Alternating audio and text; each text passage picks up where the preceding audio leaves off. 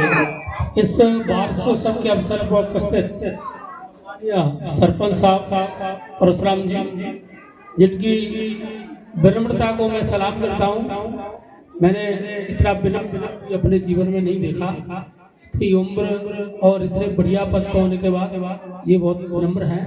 सम्मानीय संस्था प्रधान, उपस्थित ग्रामीण नागरिक बंधु, प्रिय बच्चों, देखिए ये जो वार्षिकोत्सव हो रहा है, इसका प्रमुख उद्देश्य है कि आप में से जो बच्चे बहुत अच्छे अंक लेके आए हैं, जो नियमित बच्चे आए हैं, उन प्रतिभाओं का सम्मान करना।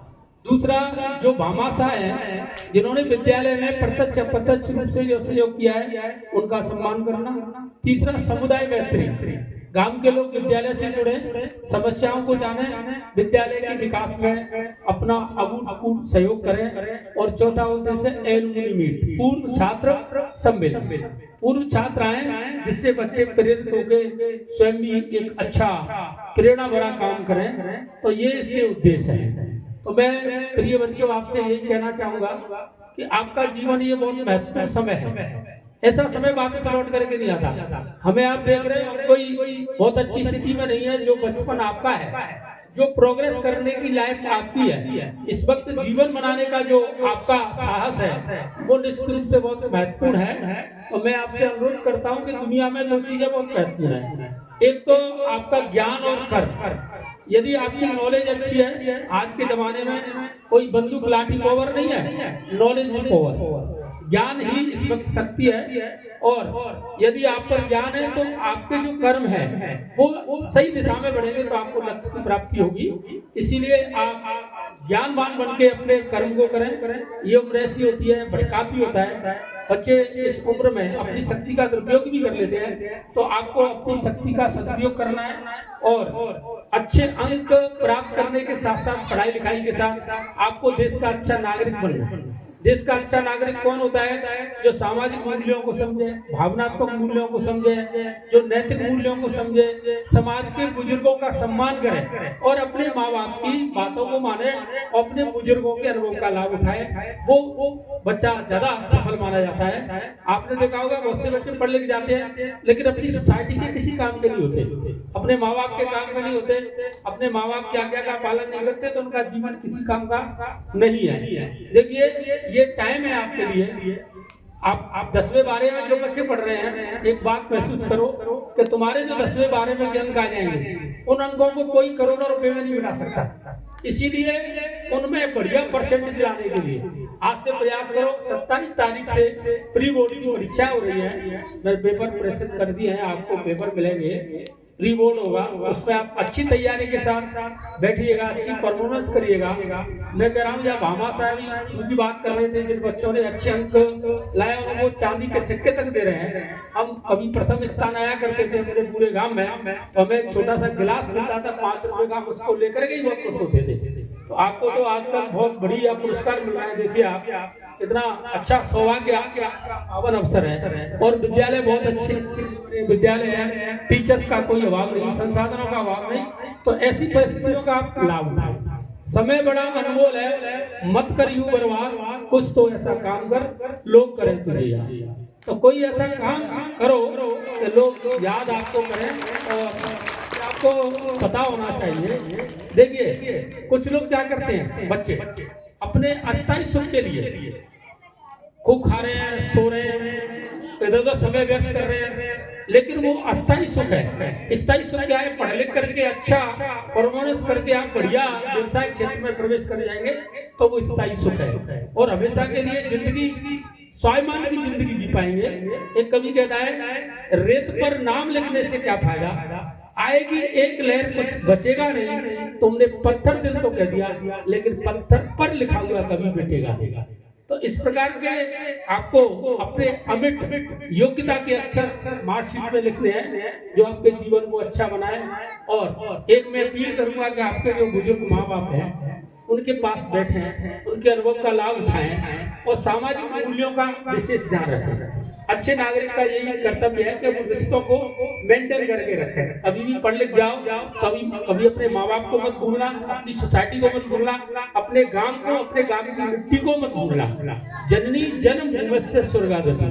अपना जो जन्म स्थान होता है वो स्वर्ग से भी बढ़कर के होता है। और रिश्तों का तो बड़ा भारी महत्व है। यादों के पन्नों से भरी है जिंदगी। जिंदगी क्या है? यादों के पन्नों से भरी है जिंदगी, सुख दुख की पहेली है जिंदगी, कभी अपनों के बगैर बैठ करके देखना, रिश्तों के बगैर अधूरी है जिंदगी। तो जोरदार तालियां। तो बिना रिश्तों के, सामाजिक मूल्यों के जीवन में कुछ नहीं। और एक चीज और कहना चाहूंगा, कभी कभी हम क्या करते हैं कि कभी हमें असफलता मिल गई तो हम अपने प्रयास छोड़ देते हैं। कभी भी अपने प्रयास ना छोड़ो, किसी चीज के पीछे लग जाओगे तो आपको एक दिन सफलता निश्चित मिलेगी।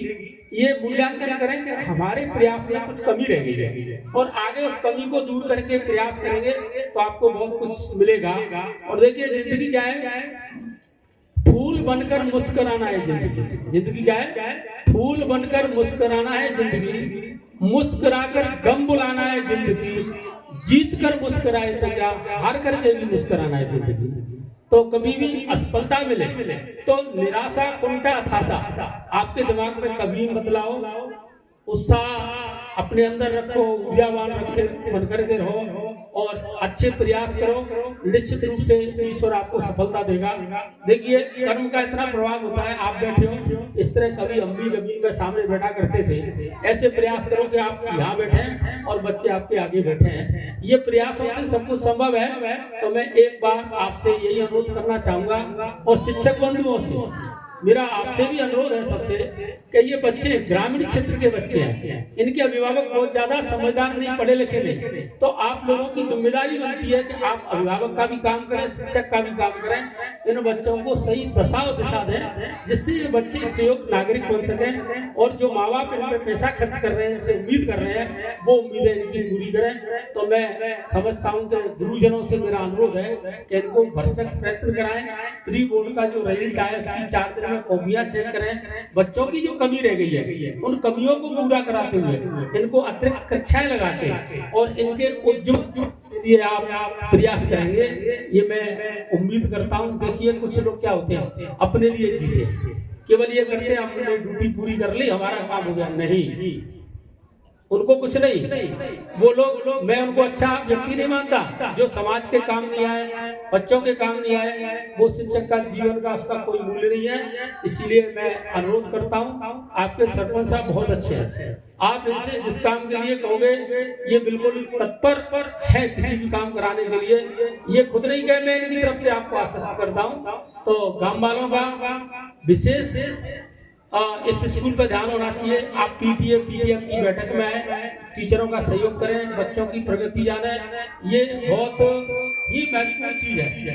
अगर आपका 3 चीजें महत्वपूर्ण है, शिक्षक, विद्यार्थी, अभिभावक, अगर इनमें से अभिभावक जागरूक नहीं होगा तो आपको वो उपलब्धि नहीं मिल पाएगी जिसको आप यहाँ पर देखना चाह रहे हैं। आपका सहयोग बहुत जरूरी है। और मैं तो ये कहना चाहूंगा, जिंदगी में हिम्मत को कभी मत खो।